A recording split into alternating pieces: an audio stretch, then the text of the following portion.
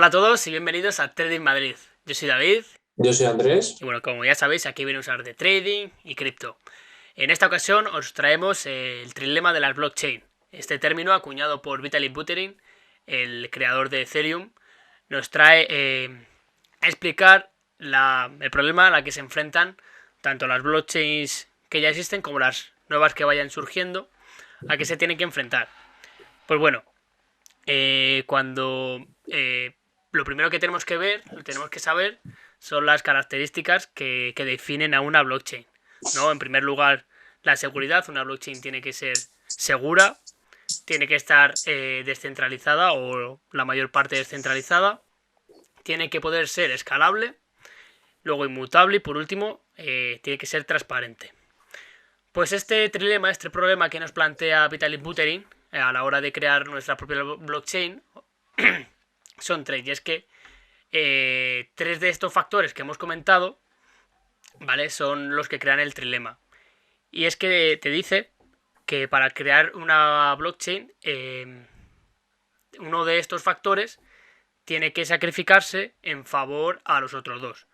¿Cuáles son estos factores determinantes? Pues es la seguridad por un lado, la escalabilidad, es decir, la velocidad de esa blockchain y por último la descentralización de, de la propia blockchain. En imagen vais a tener un esquema de este triángulo, de este triángulo amoroso que hay, ¿no? Y pues vamos a ir viendo una a una estos tres factores de la blockchain, empezando por la seguridad, ¿no, Andrés? Sí, muy bien comentado. Además que eh, no se puede tener, es como tienes que elegir, ¿no? Cuando los desarrolladores piensan en hacer la blockchain, tienen que elegir qué van a aportar más de un lado y qué tienen que quitar del otro y sobre todo las preferencias de qué van a querer ellos hacer en esa blockchain, desarrollar. Y bueno, en el factor de la seguridad tenemos esa parte de resistencia a ataques, sobre todo de que los nodos de esa blockchain estén repartidos seguramente entre gente que tenga un nombre o empresas que sean conocidas. Muchos tipos de empresas que se puedan considerar seguras o securities son, por ejemplo, Ripple, también Stellar, entre otras. Y bueno, al final está ahí la controversia de si las securities, las utilities, al final no es que sea ninguna mejor que otra, sino que una ofrece cosas que la otra no y Exacto. viceversa. Entonces, estas son más seguras, presentan defensa contra ataques y luego también son, digamos, que buscan esa regularidad, esa claridad regulatoria por parte de los gobiernos de que quieren formar parte, digamos, no de esa desconfianza de las criptomonedas, sino de que se vaya, digamos, de cierta forma, pues como participando más en esas redes de una forma no tan descentralizada, sino también más que haya un poco de interacción entre ambas Eso es. partes. De ahí el famoso problema de los ataques del 51%, ¿no? Si, por ejemplo, Bitcoin, que es pues la blockchain por excelencia, es la más descentralizada, nunca ha sufrido un ataque. ¿Por qué? Porque para poder ser hackeada necesita más de un 51% de que todos sus nodos estén controlados por una sola persona o, entre comillas, un solo grupo. Eso en empresas que crean su propia blockchain y tienen los nodos, digamos, entre comillas, centralizados, pues es más posible que ese 51% pues esté en manos de unas pocas personas.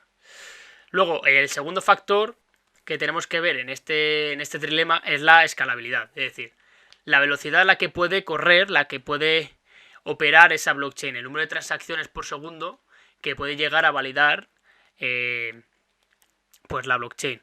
Dependiendo si es proof of work o proof of stake, pues tiene una forma de validar esas transacciones. Por ejemplo, Bitcoin, pues uno de sus problemas es la escalabilidad, que no puede los mineros, que son los que digamos aprueban las transacciones, no pueden operar más de las que hay y está programado para que cada bloque tarde 10 minutos en hacerse. Entonces, como está programado así, luego ya surgen, pues digamos que aplicaciones de capa 2, capa 3, lo que ya cada vez van a ir surgiendo más, como Lightning Network, que bueno, pues van a traer pues soluciones a estos problemas. Sí, sí, es verdad que se pueden hacer pagos muy rápidos con Bitcoin fuera de la red de la propia Bitcoin, como hay sidechains, Cava 2 y Cava 3. No vamos a entrar en concreto dentro de cómo funciona el funcionamiento de eso porque es muy complejo, Eso es. pero vamos, al final lo hay con Bitcoin, lo hay con Ethereum, lo hay con Matic.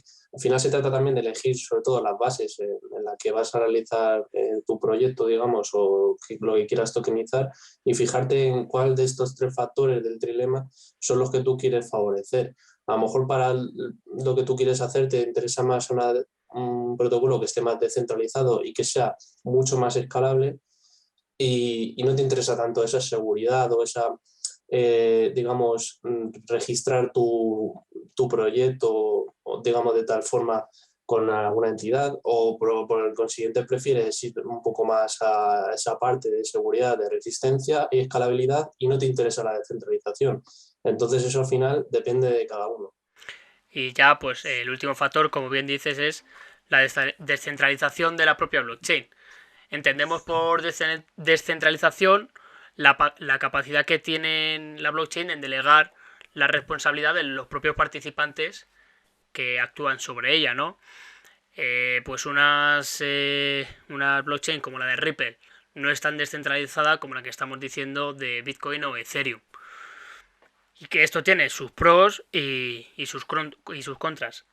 Y ahora vamos a ver unos ejemplos que dependiendo del segmento en el que te encuentres, dependiendo de los dos factores que quieras y sacrifiques el contrario, pues vemos unos ejemplos. Por ejemplo, las que hemos dicho, las que tienen seguridad y descentralización, pues encontramos Bitcoin y Ethereum, ¿vale? Que son los más seguros porque Bitcoin ni Ethereum nunca han sido hackeados, ¿vale? Pero son, pues eso, poco escalables. Ya vamos a ver más adelante algunos ejemplos que utilizan para poder solucionar este trilema. Por otro lado, otro segmento que encontramos es el de seguridad y escalabilidad, ¿no? Que aquí ya entramos en Ripple y Stellar.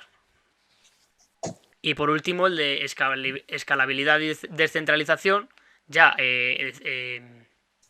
blockchain que son más potentes en el sentido de que permiten más transacciones por segundo y están descentralizadas, que reparten pues la participación en la propia gente que utiliza la blockchain. Como vais a ver en pantalla, hay un ejemplo de una serie de blockchains y el tiempo medio que tardan por generar ese bloque, los bloques por segundo que se generan y luego las transacciones por segundo y el número de validadores.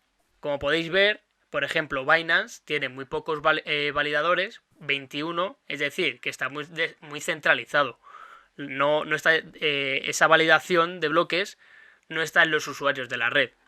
No, y no como por ejemplo vemos en Ethereum, que tiene más de 6.000. Y entonces ahí vemos la descentralización. Pero por lo contrario, pues tarda mucho más en generar un bloque. Y los fees, las comisiones, pues son más altas. Sí, al final no hay, bueno, supongo que como desarrolladores estarán intentando conseguir ese triángulo, o sea, llegar justo al centro, ¿no? Sí, el Ser equilibrio. seguros. Y ahí está un poco, digamos, la pelea o la carrera, a ver quién consigue desarrollar primero esa blockchain que sea capaz de tener todas esas características. Yo no sé si estarás tú de acuerdo, pero el problema lo veo sobre todo en la parte de seguridad y descentralización, ¿no? Sí, ¿Cómo consigues que una blockchain tenga esos dos factores totalmente equitativos, ¿no? O sea, tienes que por algún lado ceder de un lado para tener más descentralización. Yo efectivamente. creo que ahí está el problema realmente, ¿no? De este trilema. Efectivamente, o sea, yo creo que va a haber que asumir que encontrar el equilibrio va a ser complicado porque siempre vas a tener que pecar de algún lado, ¿no? Y lo que estamos viendo ahora es la convivencia de todas estas blockchain, ¿no? Y utilizar unas u otras dependiendo de las operaciones que queramos llevar a cabo, por ejemplo. Eh, para mí, la blockchain más segura es Ethereum, ¿Por qué? Porque es la que más validadores tiene, la más grande hasta el momento. Y bueno, sí, es verdad que los fees son altos, pero claro, una cosa paga la otra. Entonces, para grandes movimientos de dinero, pues lo tendré en la red de Ethereum, que es la más segura. Y por ejemplo, utilizaré la BSC, la de Binance, la Binance Smart Chain, pues por ejemplo, para pequeños movimientos, los del día a día, pues para participar en un DEX, para hacer farming, para esto y para lo otro, que las comisiones, que es rápida entre comillas, la Binance Smart Chain es rápida y las comisiones pues son bajas, ¿no? ¿Tú qué Sí, sí, piensas? totalmente. La Binance Smart Chain, Ripple, Stellar, cualquiera de esas te va a dar esa velocidad, esa escalabilidad y a su vez esa seguridad. Y luego para descentralización pues tenemos otros proyectos como los que has enseñado anteriormente. Recuerdo que estaba IOTA también, Eso que es es. un proyecto súper descentralizado.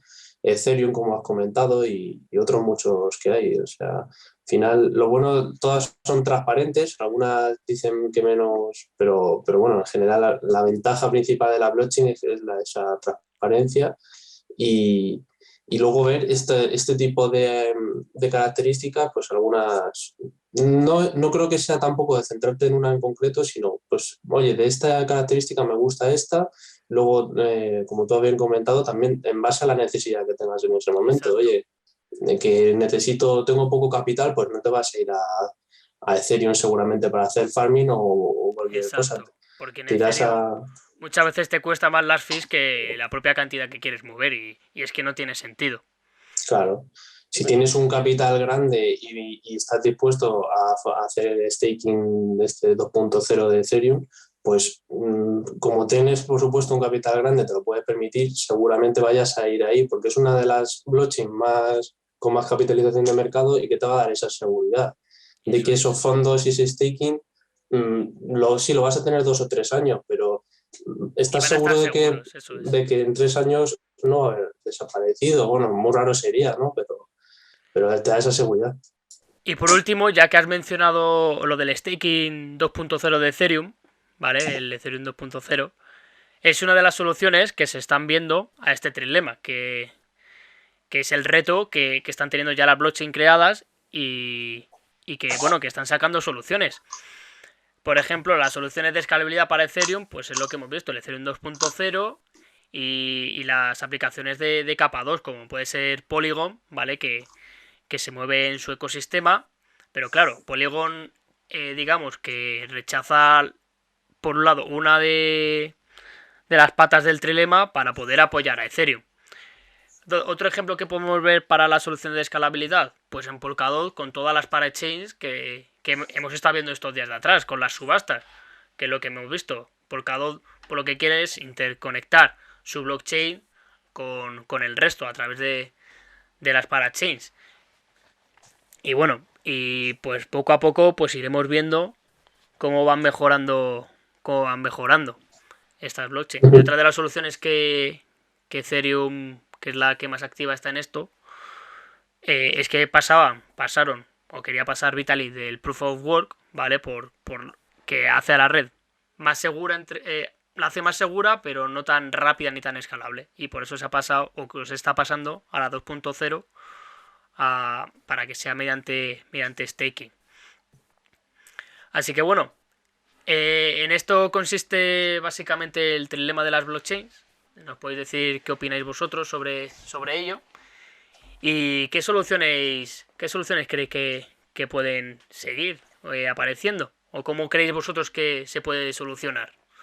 Sí, o cuáles son las que preferís vosotros. Si tuvieseis que elegir, decirnos cuáles son las que preferís o las que tenéis en vuestro Eso portafolio. es. Y bueno, esperemos que os haya gustado el vídeo. Y cualquier duda, como siempre decimos, en nuestras redes sociales, Twitter, Discord, podéis meter en la descripción, nos vamos a dejar todos los enlaces. Y bueno, pues un saludo y hasta la próxima. Hasta la próxima.